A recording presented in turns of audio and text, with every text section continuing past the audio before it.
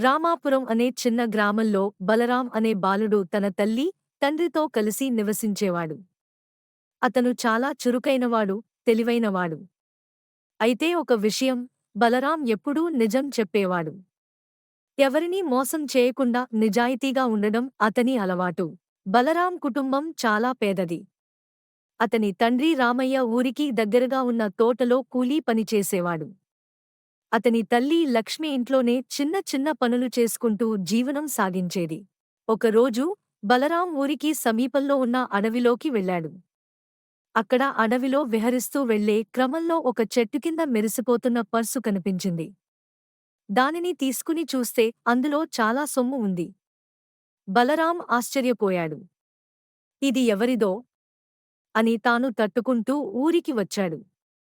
ఊరి పెద్దాయన రామచంద్రయ్య గారి దగ్గరకు వెళ్లి ఆ పర్సును ఇచ్చాడు. అయ్యా! ఈ పర్సు నాకు అడవిలో దొరికింది. ఇది ఎవరిదో తెలియదు, కాని ఎవరో ఒకరు తమ డబ్బును కోల్పోయి బాధపడుతున్నారని నాకు అనిపిస్తోంది. రామచంద్రయ్య గారు బలరాముడిని చూసి చిరునవ్వు చిందిస్తూ, నువ్వు ఎంత మంచి బాలుడివి. చాలామందికి డబ్బు అంటే చాలా ప్రేమ. కాని నువ్వు దానిని నిజాయితీగా తిరిగి ఇచ్చేందుకు వచ్చినావు. ఇది నిజంగా గొప్ప విషయం. అంతలోనే గ్రామంలోని ఒక పెద్దాయన అక్కడకు చేరుకున్నాడు. ఆయన భయంతో, ఆందోళనతో ఉన్నట్టు కనిపించాడు.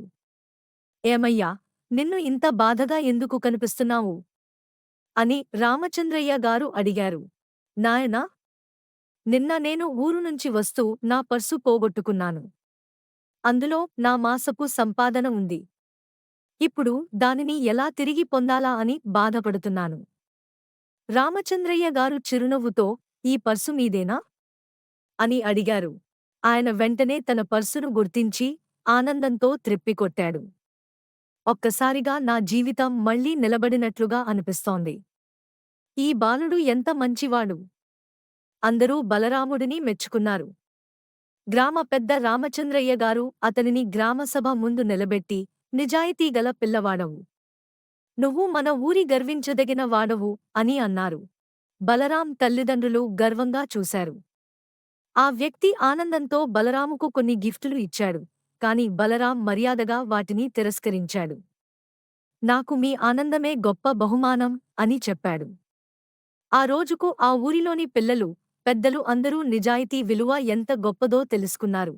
పాఠం: నిజాయితీ ఎప్పుడూ మనకు గౌరవాన్ని, పేరు, సత్కారం తెచ్చిపెడుతుంది. ఎంత కష్టమైనా మనం నిజమైన మార్గంలో నడవాలి.